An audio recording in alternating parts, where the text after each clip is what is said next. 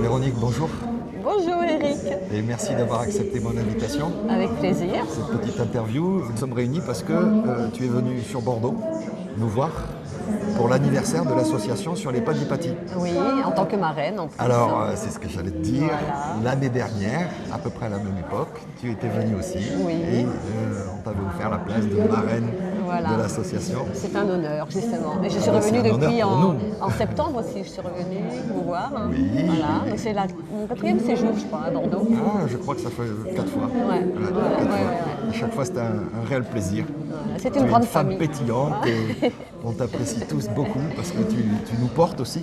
Merci. Et tu nous portes aussi par rapport à tout ce que tu vis et tout ce que tu écris. Oui, Parce que tu écris beaucoup. ouais. Alors, qui est la Véronique en fait?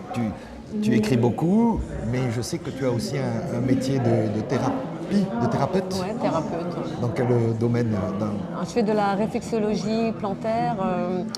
Maintenant, j'appelle ça de la réflexologie chamanique quelque part, puisque Ouais. je travaille avec des thérapeutes du ciel aussi. Je les appelle, ce sont mes aides un petit peu, et je suis vraiment en connexion avec toutes les énergies des arbres, Oui. aussi que j'envoie donc à travers les pieds, on va dire, des gens, Ouais. et qui ressentent toute cette énergie qui monte et qui permet donc de soulager de tous les maux. Donc ce sont des thérapies chamaniques en quelque sorte, ou druidiques. Alors, je sais que tu travailles beaucoup dans ton pays breton. Voilà. Et je crois savoir que tu es du pays breton, Pays Bigoudin. le pays bigoudin. Ouais. Alors, c'est où exactement là? Le pays Bigoudin, Ouais. c'est vraiment à la pointe ouest donc du Finistère. Dans le Finistère. Donc Finistère Sud. C'est tout un... Et c'est pour ça que j'ai écrit beaucoup sur ce pays, parce que ce serait surtout pour moi un ancien peut-être royaume, moi j'appelle ça Atlante, mais c'est en tout cas d'une très très très ancienne civilisation. Le pays bigoudin. Le pays Bigoudin. Ça, c'est quoi, une ancienne civilisation qui aurait Ouais. trouvé refuge dans... C'est Ouais, ça? voilà, tout à fait. Peut-être. Ouais. Mais encore même plus loin, parce que ce qui est important aussi, c'est dans ce pays, c'est que juste au pays du Nord Finistère, enfin au pays du Nord Bigoudin, du pays Bigoudin, il y a une grotte qui s'appelle la grotte du Ménez-Drégan. Et on a trouvé des premières traces de foyers, de feu, De feu? de 465 000 ans. Waouh! Voilà, donc c'est encore une civilisation encore même plus ancienne. Oui. Ouais.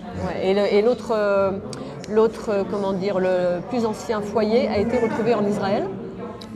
Et c'est vraiment maintenant vraiment vérifié comme quoi ce foyer est donc dans la grotte de Ménez-Drégan. Parce que là, c'est une grotte marine, mais il faut savoir qu'il y a des milliers d'années, c'était une plaine. À plus de 5 km, il y avait une plaine devant, donc ce n'était pas une grotte marine. L'eau était plus basse. Voilà, donc il y avait même des mammouths, enfin toutes sortes d'animaux, avant à la pointe du Finistère. D'accord. Et alors donc, tes appartenances, tu es bigoudaine, Voilà. et tes appartenances de bigoudaine te mettent en connexion avec l'univers. Voilà, tout à fait. Donc je pense que là-haut, les ancêtres... Et tu fais plein de découvertes. Voilà, ils sont venus me chercher et ils m'ont dit, bon, à un moment ou à un autre, il faut que tu écrives tout ce qu'on te dit, quoi, tout ce qu'on te raconte. Alors quel est le premier ouvrage que tu as écrit? Est-ce que ce serait Les Secrets? Non, C'est pas celui-ci? Non, il n'est pas là en fin de Il est compte. pas ici. En fin de compte, il y a un tout premier ouvrage qui s'appelle Paris-Hong Kong sur les rails, parce que je suis partie aussi faire le tour du monde en sac à dos. Donc quand j'avais à peu près, quand là j'avais 22 ans, après j'ai fait un autre voyage, j'ai pris le Transsibérien et je me suis retrouvée sur toutes les cités où on a pu retrouver depuis des vestiges ou des pyramides anciennes. Donc comme Xi'an en Chine, Bandung en Indonésie, enfin un peu partout dans le monde, au Mexique. Donc je suis allée sur ces sites anciens et je pense même qu'en ayant touché les pierres, j'ai pu peut-être me connecter à une certaine mémoire. D'accord. Et quand je suis revenue, tu vois, d'un voyage par exemple du Guatemala, j'ai entendu une voix qui me disait de dessiner la carte du monde, d'entourer 3 régions, et ils m'ont dit voilà les berceaux de l'humanité. Waouh! Et il y avait le Tibet, il y avait une partie de l'Amérique du Sud, et il y avait aussi justement toute la partie de la péninsule arabique, avec aussi donc la Mésopotamie, enfin tout le croissant fertile, toute cette région. Waouh. Et alors quand tu es parti sur les routes du monde, Ouais. avec ton sac à dos, Ouais. le premier but c'était de voyager ou c'était justement de découvrir des choses sur les civilisations, Ouais, etc. c'était d'aller à la tu savais rencontre, pas trop c'était les deux un peu. Parce que quand j'avais même pas 14-15 ans, je demandais à mes parents de m'offrir des Bouddhas que je mettais dans ma chambre. Je mettais de l'encens, alors qu'il n'y avait personne qui connaissait le bouddhisme dans la famille. Ah oui, dis donc. Et j'étais déjà attirée par l'Asie. Donc après, j'ai fait un BTS tourisme. Ah, Et parce que je voulais aller organiser des voyages sur les sites anciens. J'avais déjà ça en tête à l'époque. Et ensuite, j'ai réalisé que j'avais du magnétisme, que je pouvais faire des guérisons. Et donc, je me suis dit que c'était peut-être mieux. J'ai laissé tomber l'organisation des voyages. Parce que je travaillais dans une agence de voyage à Paris, j'ai laissé tomber. Et je suis devenue après thérapeute. d'accord. Tu vois, donc mais j'ai voulu lier tout ça, en fin de compte, tout ce qui était, en fin de compte, comment dire, les trésors et les thérapies des anciens, en fin de compte. Oui. Tu vois, les traditions anciennes, tout ce que les anciens ont pu nous apporter et qu'on a oublié. J'ai envie de les remettre à jour par les thérapies, par les enseignements de mes livres. Tu vois, c'est ça qui est important. Tu te sens un peu médium, alors, entre les civilisations anciennes et puis notre civilisation, Oui, c'est ça? tout Un peu à fait. C'est comme s'il y avait un message à faire passer. Et j'ai même reçu des messages en channeling en 2011. Oui, C'était ça, ouais, c'est en 2011. J'ai reçu des messages tous les jours. Pendant 10 minutes, il fallait que j'écrive une page blanche de A4. Et en 10 minutes, j'avais un message de là-haut. Et c'était mon premier livre, en fait, qui s'intitule Fréquence Vérité, l'enseignement de la 5e dimension. wow. Tu vois, ouais. Ils sont pas réédités, c'est. Si je vais c'est peut-être deux les bouquins. rééditer, Ah, tu on vas les retrouve. rééditer. Ouais, voilà. Ils ont été édités par une maison d'édition et là je vais reprendre tout en main. D'accord. Je vais les rééditer. Et puis par la suite, j'ai écrit 2 romans initiatiques autobiographiques, et Mémoire d'une bigoudaine et La druidesse du pays bigoudin. Et là, je recevais aussi donc des messages. Ouais. Je ne me rendais même pas compte au fil de l'écriture. Et ce qui est même incroyable, c'est qu'à un moment, donc dans ce récit, ben, je parle d'un druide qui s'appelle Guy, qui a une maison donc au volet bleu et qui va donner des conseils et rencontrer Élise, l'héroïne. Et 5 ans, 6 ans plus tard, je rencontre ce fameux Guy, qui est druide, qui a une maison au volet bleu. Au volet bleu. Il touche mon bras, il me dit tu es Élise. une druidesse. Ouais, T'as pas appelé non, Élise. non, même pas. Et il me dit tu es une druidesse, la prochaine fois tu viens avec ta sey. Et la sey, c'est la robe blanche des druides. Ah, d'accord. Ouais. Et voilà. Donc, Extraordinaire. et plus tard, donc des années plus tard, après j'ai été intronisée druidesse par Guy, qui est un magnifique druide, mais voilà, que j'adore beaucoup. Alors, te connaissant un peu, je sais que c'est tous les jours que tu vis ce genre de choses. Oui. Comment on appelle ça, des synchronicités. Voilà. Au bout d'un moment, on n'est plus dans l'interrogation. On se dit plus est-ce que ça peut être vrai ou pas. Là, après, au bout d'un moment, on ne croit plus. Ça devient un jeu en même temps, et on sait que c'est vrai, et ça fait sourire en même temps. Et puis les gens qui découvrent la synchronicité, c'est vrai qu'au départ, ils sont tous excités. Mais quand tu vis ça Excité depuis ou tes inquiet. 12 ans, quoi. J'ai rencontré des personnes qui étaient inquiets au début. Ouais. Toi, c'était pas ton cas. Non, c'est ça qui est incroyable, quoi.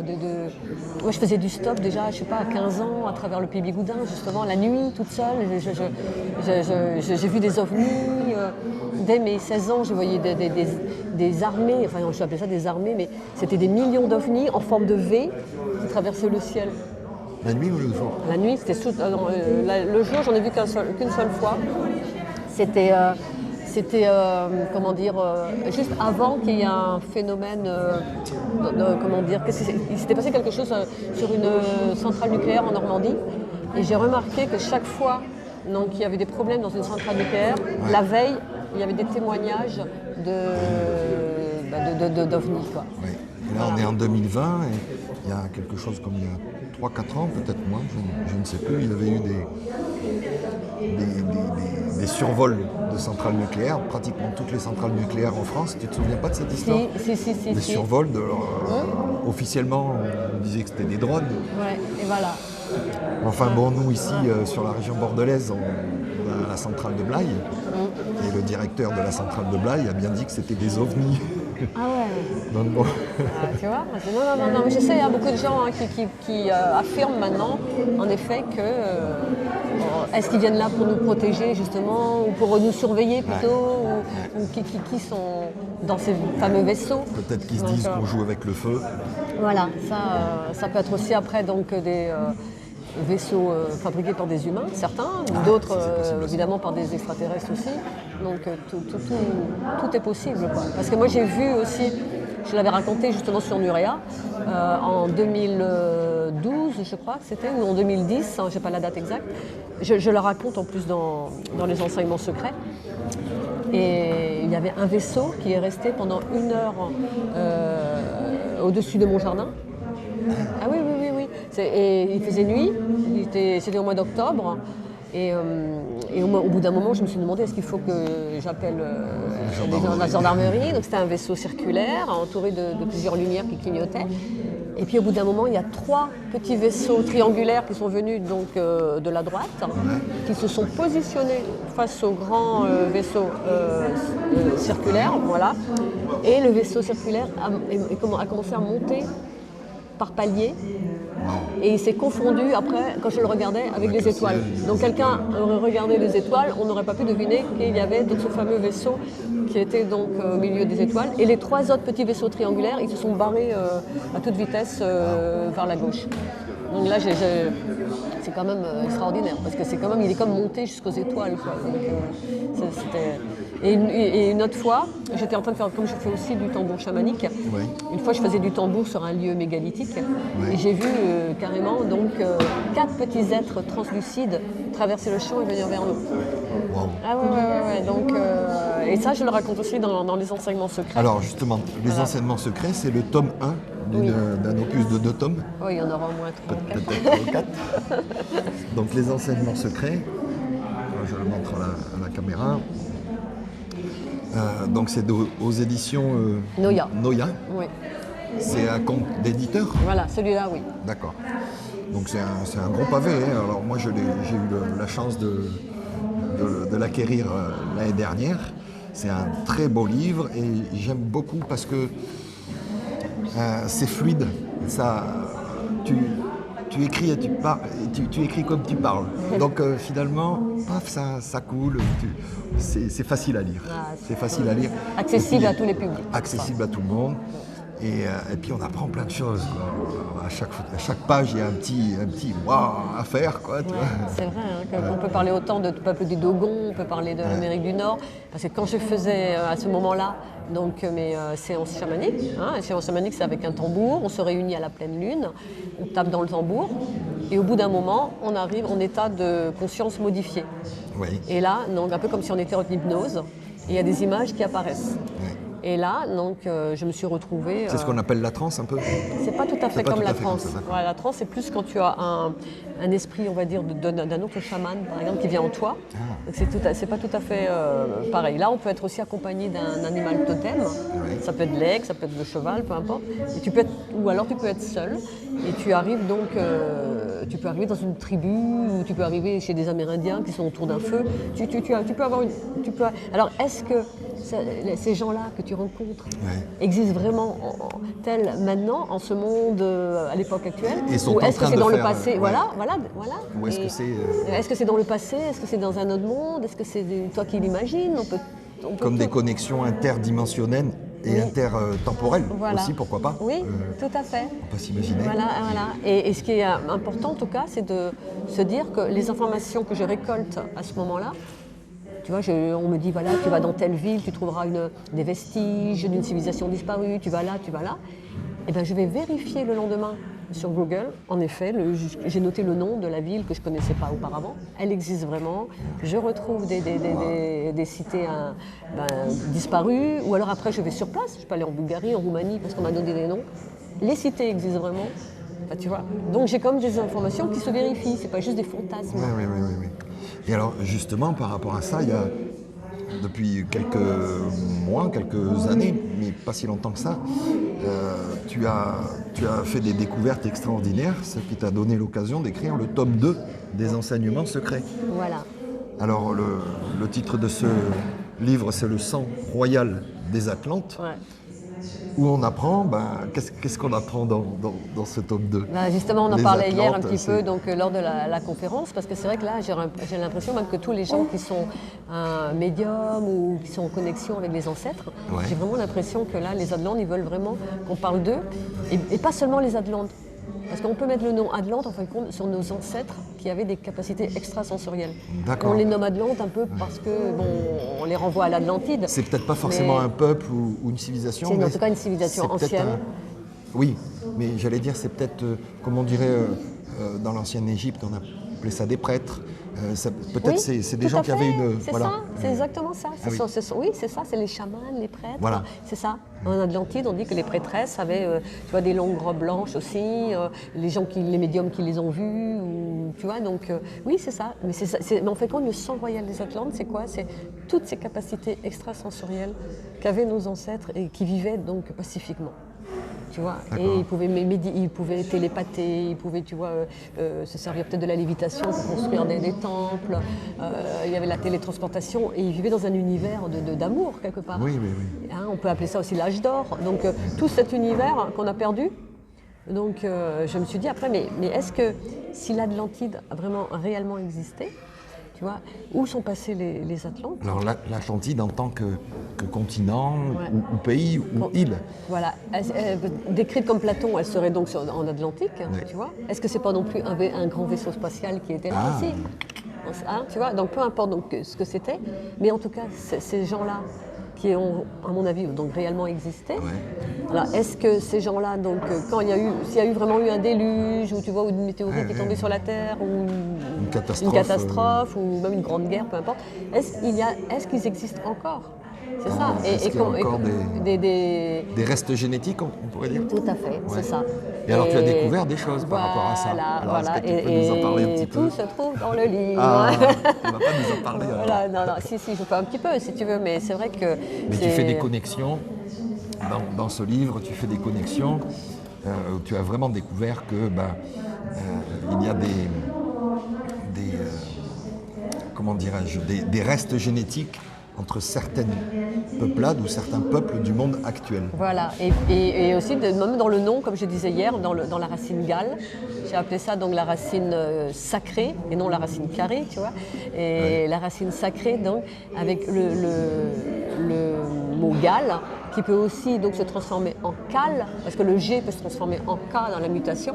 Alors, par exemple, des exemples, mais tu en as donné hier en conférence, tu en as donné il peut y en avoir des dizaines de mots avec la racine, le suffixe ou quoi, qui comportent G-A-L, Voilà. Galles, comme les Galicie, Gaulois, voilà. la Galilée, La Galicie, voilà, les Gallias en Éthiopie, etc. Et en breton, ça donne Cal. Voilà, tout C'est à ça. fait. Voilà. Et on a aussi, et même en Écosse, parce qu'il faut savoir que les Écossais avant, il y avait les Calédoniens. Et les Calédoniens étaient des grands hommes roux aux yeux bleus. Tiens donc. Et chaque fois que je retrouvais cette racine gale, j'ai retrouvé nos fameux roux blonds, roux, je veux dire, aux yeux bleus et qui étaient très grands, comme les Guanches aussi aux îles Canaries. Donc c'est ça on retrouve, en fin de compte, comme tu disais, les gènes, mais en même temps autour d'une racine qu'on retrouve dans le Galles, Cal ou Val, parce qu'il y a aussi Wallonie. Donc, Mais c'est incroyable. Oui. Ce que tu as découvert, je crois que c'est vraiment incroyable.